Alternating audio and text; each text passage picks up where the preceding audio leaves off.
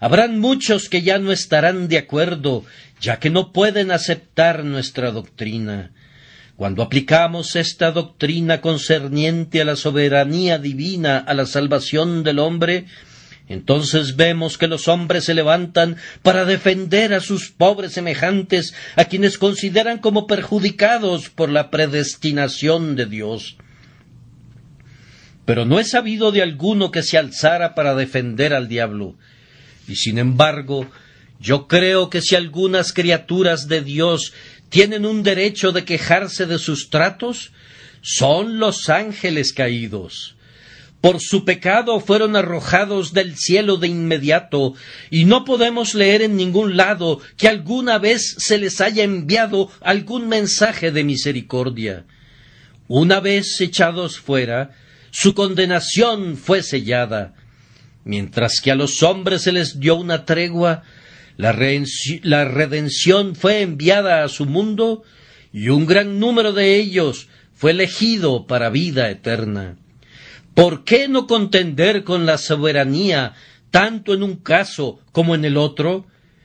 Decimos que Dios ha elegido un pueblo escogido de la raza humana, y su derecho de hacer esto es negado. Pero yo pregunto, ¿por qué no se discute igualmente el hecho que Dios ha elegido a los hombres y no a los ángeles caídos, o su justicia en tal elección? Si la salvación fuera un asunto de derecho, ciertamente los ángeles tendrían tanto derecho como los hombres. ¿Acaso no estaban colocados en una dignidad superior? ¿O acaso pecaron más? Creemos que no. El pecado de Adán fue tan deliberado y completo que no podemos imaginar un pecado mayor que el que cometió. Si los ángeles expulsados del cielo hubieran sido restaurados, ¿no habrían prestado un mayor servicio a su Hacedor del que nosotros podemos prestar jamás? Si se nos hubiera permitido juzgar este asunto, habríamos liberado a los ángeles y no a los hombres. Admiren, pues, el amor y la soberanía divinos, ya que mientras los ángeles fueron hechos pedazos, Dios ha levantado un número de elegidos de la raza de los hombres para ponerlos entre príncipes, por medio de los méritos de Jesucristo nuestro Señor.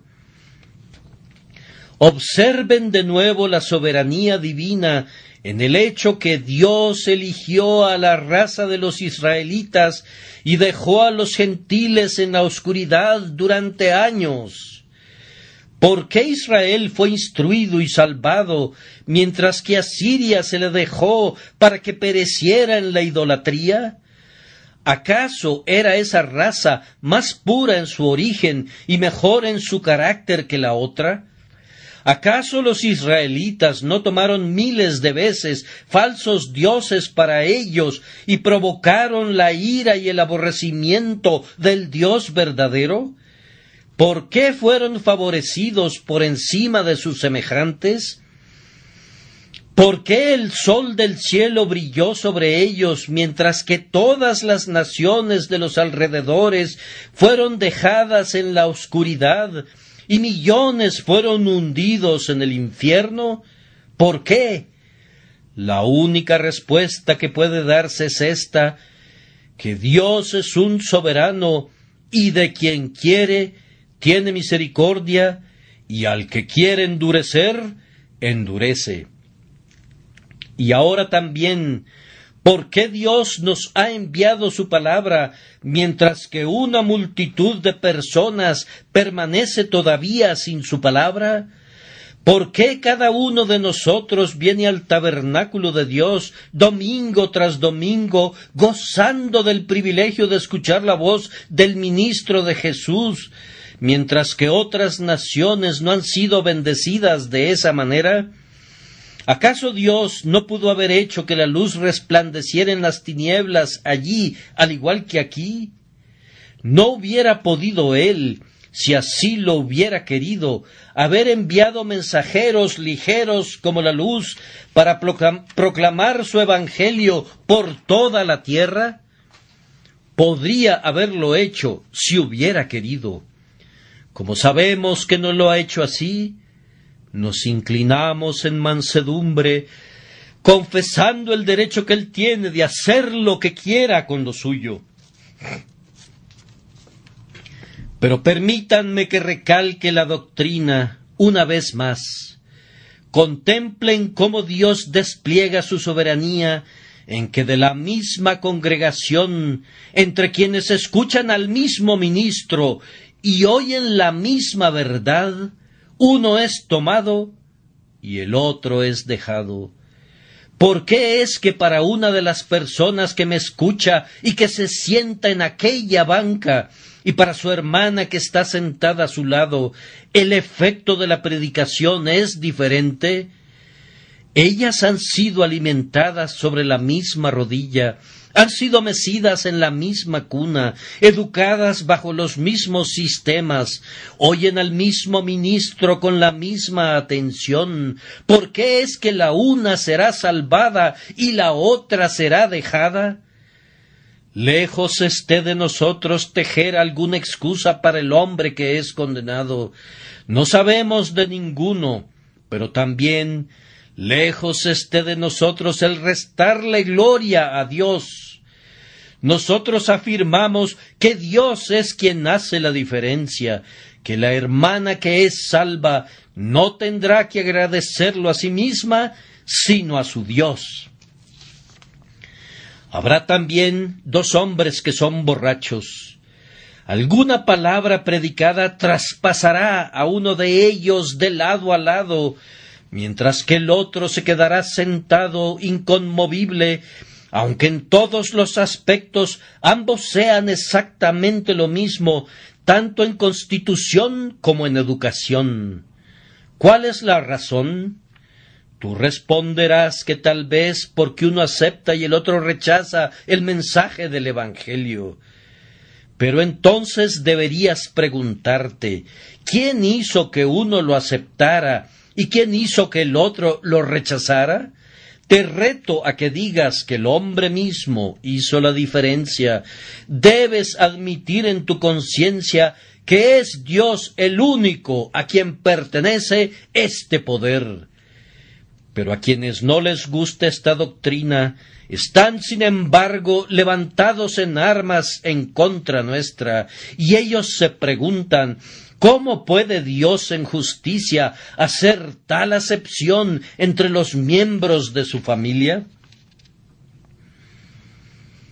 Supongan que un padre tiene un cierto número de hijos, y que a uno de ellos diera todos sus favores, y a los demás los dejara sumidos en la miseria.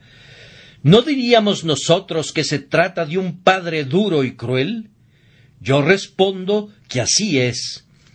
Pero los casos no son los mismos. No es un padre con quien tienes que tratar, sino con un juez. Tú dices que todos los hombres son hijos de Dios. Te exijo que demuestres eso.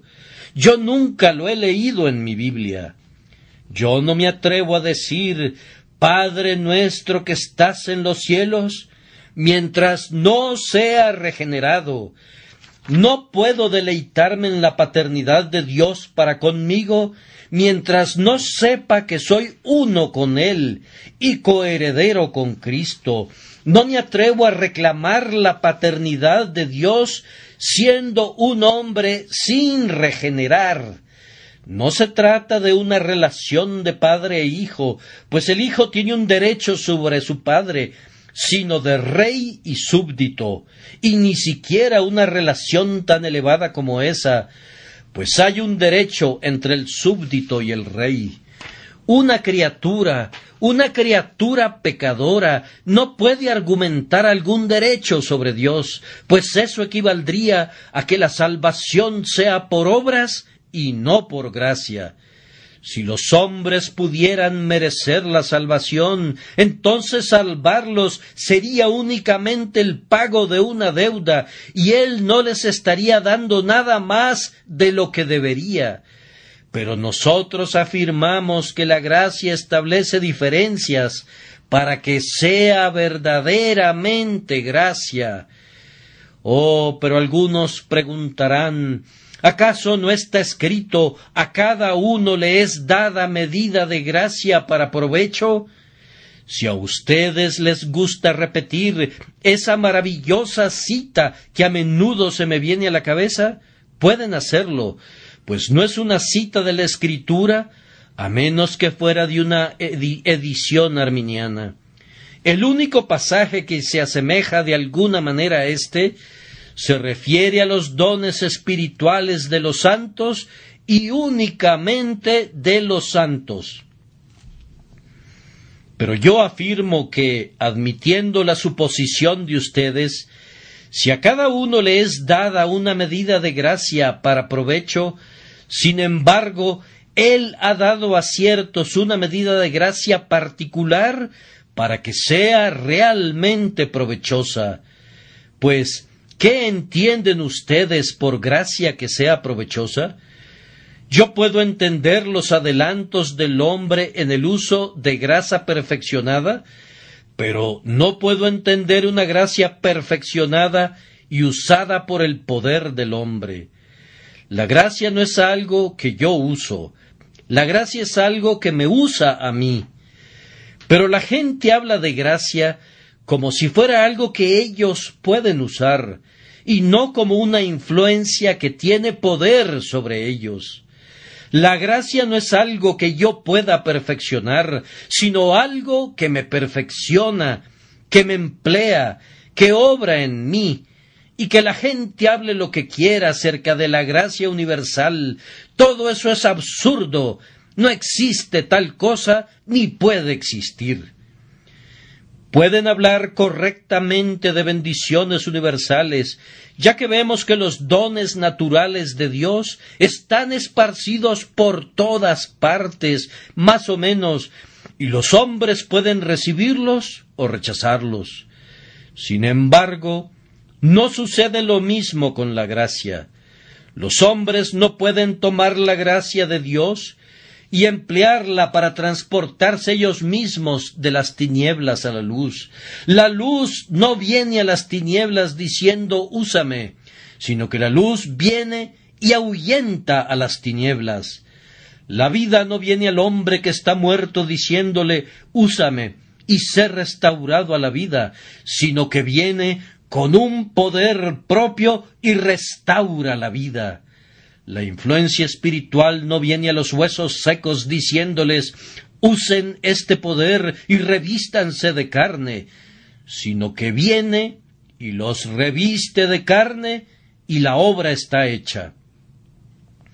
La gracia es algo que viene y ejerce una influencia sobre nosotros.